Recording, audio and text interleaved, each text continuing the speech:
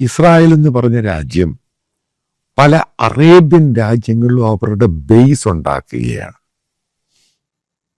നിങ്ങൾക്കറിയാം, Somalia land, അതിന് Israel recognition കൊടുക്കുന്നു. അതേപോലെ തന്നെ അവിടെ ബേസ് അവർ അനൗൺസ് ചെയ്ത് കഴിഞ്ഞു, ഇസ്രായേലി ബേസ്. അതിനേക്കാളും നിർണായകമായൊരു തീരുമാനം UAE എടുത്തു. നിങ്ങൾക്കറിയാം, യമന്റെ ഒരു ഭാഗവുമായി ബന്ധപ്പെട്ട് UAE മിലിറ്ററി ഫോഴ്സ് അവിടെ ഉണ്ടായിരുന്നു. അപ്പൊ അവിടെയാണ് ഇവർ വന്ന് അറ്റാക്ക് ചെയ്യുന്നത്, സൗദി അറേബ്യ. അതിനെ തുടർന്ന് UAE ഒഫീഷ്യലി പറഞ്ഞു അവിടുന്ന് പിന്മാറുകയാണ്. UAEക്ക് വ്യാപാര താല്പര്യമുള്ളൊരു മേഖല കൂടിയാണ് ആ പോർട്ട്, അതായത് സതേൺ യമൻ ഭാഗത്ത്. ആ പോർട്ടുമായി ബന്ധപ്പെട്ടും പിന്നീട് സൗദി പത്രങ്ങളാണ് റിപ്പോർട്ട് ചെയ്തിരിക്കുന്നത്, UAE അവരുടെ പ്രദേശത്ത് ഈ സംഭവങ്ങൾ കൺട്രോൾ ചെയ്യാൻ വേണ്ടി അവരുടെ സെക്യൂരിറ്റി ആസ്പെക്ട്സിന്റെ ഭാഗമായിട്ട് എബ്രഹാം അക്കോർഡിന്റെ മെയിൻ സിഗ്നേറ്ററിയാണ് UAE. അവര് ഇസ്രായേലിന് ബേസ് കൊടുക്കുന്നു. ഇസ്രായേലിന് ബേസ് കൊടുക്കുകയാണ് UAE.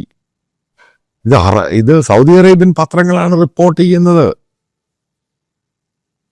ഇതെന്താണ് ഉദ്ദേശിക്കുന്നത്? ബേസിക്കലി അതായത് ഇറാൻ ഇസ്രായേൽ വാറോട് കഴിഞ്ഞ്, അതേപോലെ തന്നെ എങ്ങനെയാണ് ഹമാസും പാലസ്തീൻ ആ സംഭവങ്ങളില്ലാതായി സിറിയയെ നശിപ്പിച്ചു, ഒന്നുമല്ലാതാക്കി മാറ്റി.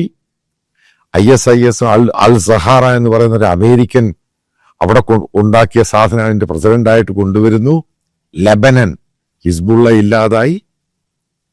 അപ്പൊ ഈ രാജ്യങ്ങൾക്കൊന്നും പട്ടാളങ്ങൾ സ്ട്രോങ് അല്ല, പ്രൊഫഷണൽ ട്രെയിൻഡ് ആംഡ് ഫോഴ്സ് അല്ല.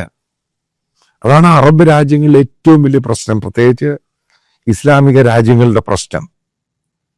മറ്റുള്ള രാജ്യങ്ങൾ ഏത് സമയത്തും മറ്റുള്ള ചില ഫോഴ്സുകൾ, ഇപ്പൊ ഹൂത്തി ആണെങ്കിലും പോയ ഹിസ്ബുള്ളയാണെങ്കിലും ഏത് സമയത്തും അറ്റാക്ക് ചെയ്യുക. അതിന്റെ ഭാഗമായിട്ട്, അതിന്റെ സെക്യൂരിറ്റി സോണിന്റെ ഭാഗമായിട്ട് ഇസ്രായേലിന് താല്പര്യമുണ്ട്. അതാണ് UAE അവർക്ക് ബേസ് കൊടുക്കാൻ തയ്യാറായിരിക്കുന്നത്. അതായത് അവരുടെ ബോർഡറും യമന്റെ ബോർഡറും ഈ പറയുന്ന ഒന്നോ രണ്ടോ ബേസുകളാണ് അവർ കൊടുക്കുന്നത്. അത് ഇസ്രായേലിന് പ്രോപ്പറായിട്ട് ഹൈലി സെക്യൂർഡ് ആയിരിക്കും.